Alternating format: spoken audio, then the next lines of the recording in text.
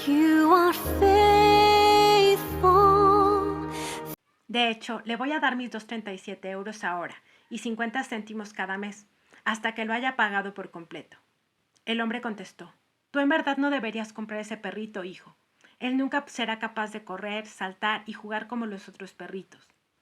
El niñito se agachó y se levantó una parte de su pantalón para mostrar que su pierna izquierda estaba cruelmente retorcida e inutilizada, soportada en gran parte por un aparato de metal.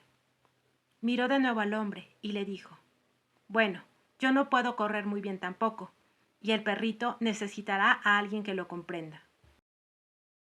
Pues si no tienes precio de venta, que al menos sepas lo valioso que eres, que reconozcas tu mérito y lo asumas con orgullo. Reconocer el valor personal es conocer las propias fortalezas y los talentos que posees y ponerlos a trabajar sin comparaciones absurdas y sin esperar el visto bueno de nadie.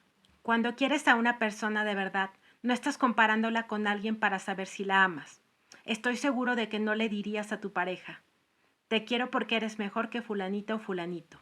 Como leí alguna vez, no amas a alguien porque es valioso, lo ves valioso porque lo amas.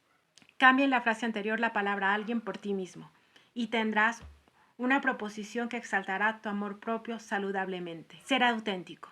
Ser auténtico es pensar y actuar de acuerdo con lo que verdaderamente eres, de manera honesta y sin disfraces. Es mostrarte de manera completa, obrar conforme al propio ser y según lo sientas y pienses. Una persona auténtica es genuina y por lo tanto confiable y es fiel a su propia identidad en cada acto de su vida, sencillamente porque le nace. La persona auténtica no responde a modas o patrones externos establecidos, sino a la concordancia interior.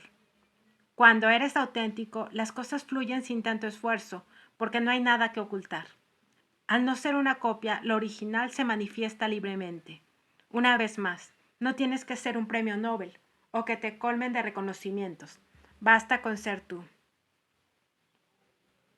Recuerda que al ser como eres, sin pretextos y de frente, además de tus atributos positivos, saldrán a flote también tus defectos naturales, pequeños o grandes, que alimentarán la crítica de los chismosos.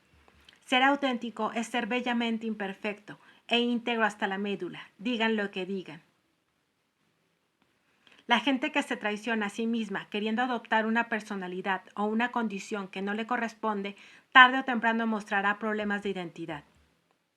Cuenta Augusto Monterroso en una de sus maravillosas fábulas que a un perro se le había metido en la cabeza convertirse en ser humano, y el animal trabajaba con ahínco para hacerlo.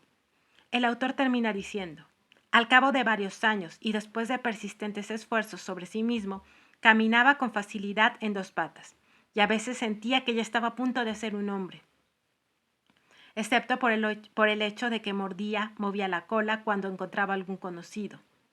Daba 3 vueltas antes de acostarse, salivaba cuando oía las campanas de la iglesia y por las noches se subía a una baranda a gemir viendo largamente la luna. La moraleja es que si persigues ciegamente sueños que no son realistas, estos se transformarán en pesadillas. ¿Qué le diríamos al perro de Monterroso? Trata de ser un buen perro y confórmate. Nunca serás un ser humano por más que lo intentes. Defender la propia naturaleza. Cada quien tiene una naturaleza que comparte con su especie, pero también tiene una que le es propia y se personaliza en su verdadero ser. Cuando la descubras, querrás mantenerte allí, porque ese estado será de tranquilidad y equilibrio interior. No se negocia la identidad, sino que se cuida y se potencia. Había una vez un maestro oriental que, viendo cómo un alacrán se estaba ahogando, decidió sacar al animalito del agua. Pero cuando lo hizo, el alacrán le picó. Ante el dolor lo soltó, por lo que el animal de nuevo se estaba ahogando. Entonces, intentándolo sacar, otra vez lo volvió a picar. Alguien que le observaba le dijo: ¿cómo es tan terco? ¿No comprende que cada vez que usted lo saque del agua le va a picar? Entonces el maestro oriental le respondió: la naturaleza del alacrán es picar. No va a cambiar mi naturaleza, que es ayudar. Entonces sacó al animalito del agua con la ayuda de una hoja. Posees una esencia que te define, unas características que te son propias. Esos atributos, ese carácter son tu identidad. Es verdad que no es inmutable y que puedes moldearte a ti mismo, pero existe un núcleo duro que te define, en tanto que humano, o mejor, dos núcleos que estarán acompañándote siempre. Tu capacidad de amar y tu capacidad de pensar en lo que piensas. Tu humanidad radica en ellas. Tómalas como un regalo, hazlas tuyas, desarróllalas, explótalas, estrújalas, hasta sacarle el mayor aprendizaje posible. Y sobre todo, disfruta la dicha de tenerlas. Esa es tu naturaleza, defiéndela. Premisa liberadora 3. Las personas normales dudan y se contradicen. Las creencias inamovibles son un invento de las mentes rígidas. La duda es uno de los nombres de la inteligencia. Jorge Luis Borges. Sin duda razonable, no hay crecimiento personal. A los que piensan que sus creencias y la realidad que los rodea están determinadas y definidas y perfectamente acopladas entre sí, les pasan dos cosas. Mueren de tedio y se inmovilizan. ¿Para qué vivir si todo está escrito? ¿Para qué existir si la verdad viene establecida de antemano y es inamovible? ¿Cómo descubrir, explorar y sorprenderse si está prohibido dudar? Cuando era pequeño mis profesores me decían, las dudas las siembra el diablo. El mejor ejemplo se dio a mis 9 años cuando le pregunté a un profesor de religión cómo era posible que una paloma dejara embarazada a una mujer. No me echaron del colegio y tampoco me hicieron un exorcismo, pero creo que no les faltaron ganas.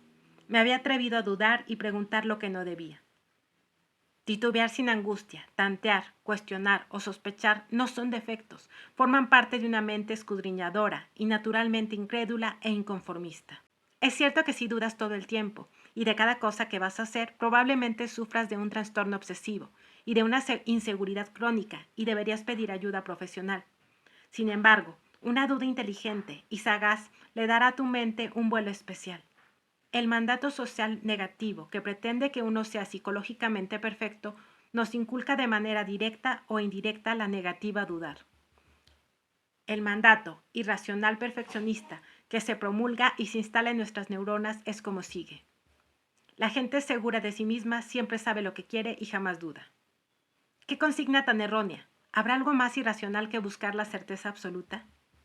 Si no dudaras nunca, estarías muy cerca del fundamentalismo, del dogmatismo y del oscurantismo. Vivirías en la zona más tenebrosa de la Edad Media mental. Recuerdo la película El show de Truman. El personaje había nacido, sin saberlo, en un set televisivo y de su vida se había hecho un reality permanente en vivo y en directo. Su vida diaria era casi repetitiva, sin sorpresas y totalmente predecible. En el pueblo donde residía, había un puente que cruzaba un río y comunicaba con el resto del mundo, pero debido a que padecía fobia al agua, creada a propósito por la directiva del programa para que no pudiera escapar, cada vez que intentaba atravesarlo con su automóvil, el miedo lo detenía. Todo estaba programado y millones de espectadores lo seguían momento a momento por televisión. Pero un día le pasó algo extraordinario, dudó, y la duda le permitió descubrir que pasaban las mismas personas a la misma hora y que la rutina de un día era el calco perfecto del otro, como si una mano invisible organizara la existencia. Dudó de todo, de la realidad en la que estaba, del cielo, del viento, del mar y hasta de su esposa, que era otra actriz. Finalmente decidió escapar en un velero, lo cual implicó tener que enfrentar peligros artificialmente creados por el director para retenerlo. Pero Truman estaba decidido a ir hasta el final, y una tarde literalmente chocó con el horizonte. El horizonte no era más que un telón. Allí encontró una escalera, una puerta, y antes de salir al mundo real, hizo una reverencia para anunciar que la función había terminado. Lo más seguro es que no haya un complot a tu alrededor, ni seas el centro oculto de un reality show.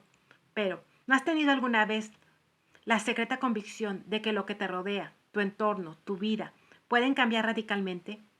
Si realmente quisieras, como si un pequeño pez saltara de la pecera del mar.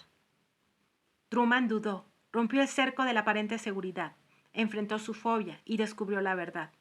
Solo la duda te puede empujar a cosas similares, aunque el mandato social te diga, no dudes. Los que dudan fracasan y son perdedores. Parece que la sociedad quiere gente perfectamente amoldada a lo establecido, que nada la haga tambalear, y con unas creencias inalterables. Seremos adictos a la tradición, amamos la rigidez y nos asusta la innovación, e incluso a veces la catalogamos de incoherente. Una mente monolítica que ha excluido el menor indicio de titubeo nos pone en alerta roja.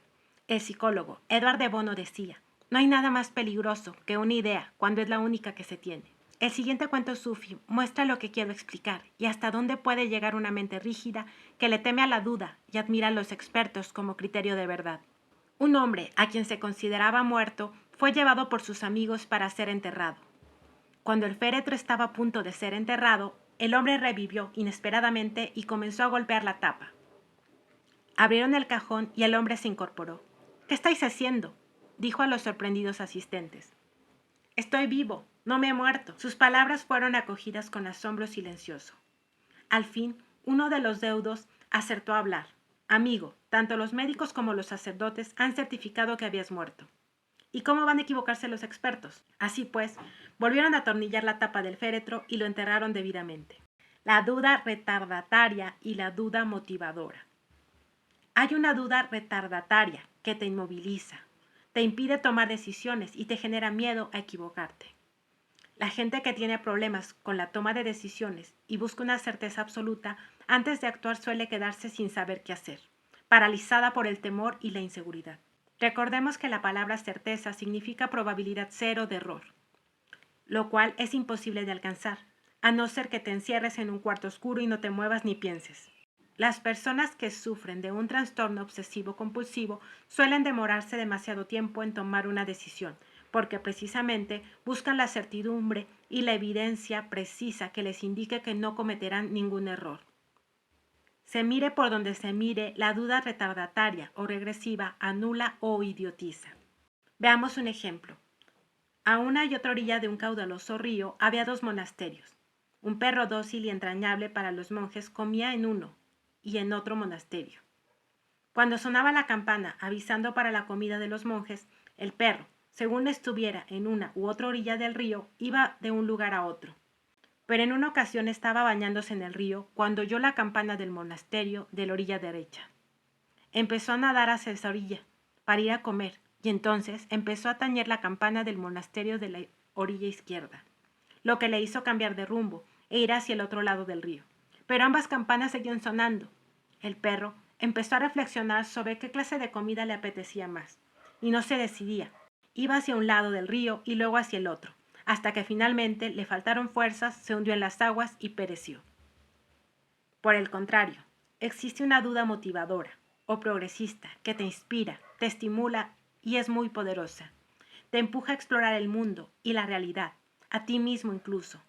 Insisto, dudar de todo y la mayor parte del tiempo es típico de las personas que no confían en sí mismas.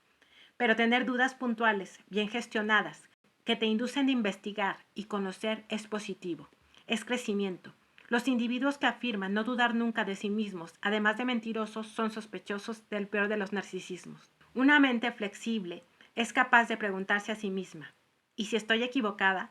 ¿Y si mis fundamentos no son los correctos? ¿O ¿y si mi verdad no es la verdad? Es capaz de interrogarse de esta manera sin entrar en crisis, porque no le teme al cambio. ¿Cómo saber que te equivocas si nunca sospechas de ti mismo? Una paciente me decía, pero la duda confunde. Y sí, incluso la duda motivadora confunde. Te hace ir hacia adelante y hacia atrás. Te hace oscilar, pero a la vez funciona como un motor interno que te espolea y te lleva a actuar. La premisa es la que sigue. Sin la más mínima confusión, sin la menor de las contradicciones, estaríamos todavía en la edad de piedra. El gran poeta Walt Whitman decía, ¿me contradigo? Muy bien, me contradigo. Soy amplio, contengo multitudes. Si haces uso de la duda motivadora, serás un explorador del universo. Para algunos todo está consignado en un libro o dos. Para los que han decidido escribir su destino, no queda otra opción que revolcarse en la vida y esculcar cada centímetro de la existencia, y desde luego asombrarse. 3 postulados contra la duda razonable que debes evitar. Las máximas que te propongo cuestionar funcionan como una carga que te impedirá moverte con soltura. Estas son: no cambies de opinión, debes tomar partido siempre y nunca digas no sé. Estas 3 afirmaciones son variaciones sobre el mismo tema y apuntan a una cuestión básica altamente irracional: intentar eliminar la duda de manera definitiva. Veamos cada una de ellas con detalle. No cambies de opinión. Este mandato antiduda vulnera el derecho a revisar las propias creencias y opiniones. Cuando la evidencia empírica o la lógica me indican que estoy equivocado, lo más honesto y racional es cambiar de opinión. Un hombre alcohólico no aceptaba que su mujer se quisiera separar, porque según sus palabras, ella lo había conocido así. En una ocasión en que él esgrimió una vez más este argumento, tras pensar unos segundos, ella le dijo con voz calmada: «Pues ya no pienso igual, he cambiado de opinión». Él miró como pidiendo ayuda, pero yo solo le devolví la mirada. Estaba dicho.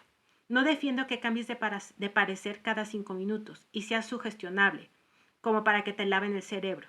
Me refiero a la renovación que la mente debe hacer para actualizar su visión del mundo y adaptarla a los cambios naturales de la vida. Cuando Galileo Galilei invitaba a los sacerdotes a que miraran por el telescopio para comprobar que la Tierra no era el centro del universo, ellos se negaban a observar y hacían como el avestruz.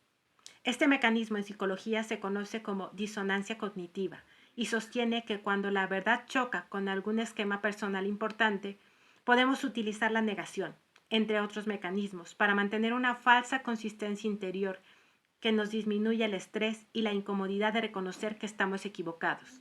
La coherencia no es testarudez, es una virtud. Por eso, sin flexibilidad se convierte en fundamentalismo crónico. La coherencia no puede defenderse per se, sin tener en cuenta hacia dónde apunta. Los nazis eran coherentes, muchos psicópatas o asesinos en serie pueden ser coherentes, un dictador puede ser políticamente coherente. Y a estos 3 casos, solo por poner 3 ejemplos, lo que los define es la actitud depredadora o genocida.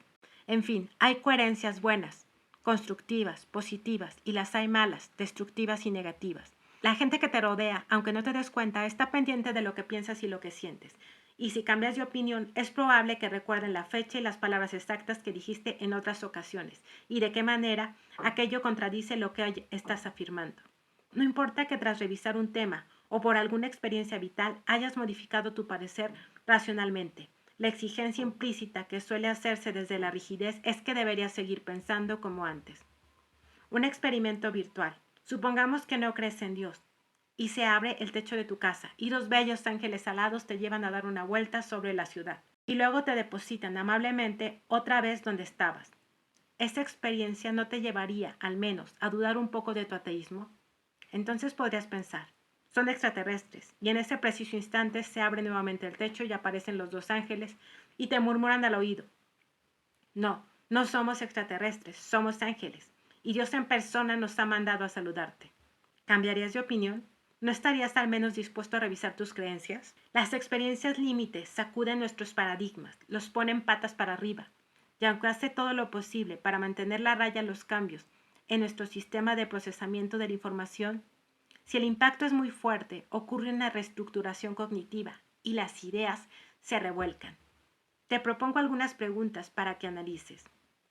¿Hay que ser coherente siempre, a todas horas, bajo cualquier circunstancia? ¿Y si la realidad y los hechos me muestran que me equivoqué de camino? ¿No sería coherente para una mente flexible revisar seriamente la propia necesidad de coherencia? Una posible respuesta. El maestro espiritual del templo, en su juventud, había sido activista político. En una ocasión organizó una manifestación contra el gobierno a la que, dejando hogares y trabajos, se unieron miles de personas. Sin embargo, apenas iniciaba la manifestación, el maestro decidió cancelarla. Sus seguidores le dijeron: «No puedes hacer esto. Preparar esta manifestación ha llevado meses y ha exigido un precio muy alto a muchas personas que ahora van a acusarte de incoherente». El maestro contestó: «Mi compromiso no es con la coherencia, sino con la verdad». Pregúntate a ti mismo, pon a prueba tus creencias, confróntalas, restriega cada lugar de tu mente como un gato curioso. No te conformes con una verdad transmitida por siglos. Si en este examen a fondo se confirman los esquemas que ya tienes, los abrazarás con la tranquilidad de no ser un dogmático sordo, ciego y mudo. Y si no se confirman, procedes a una transformación radical. Imperfecto, pero seguro de acercarte a la verdad, aunque nunca la alcances.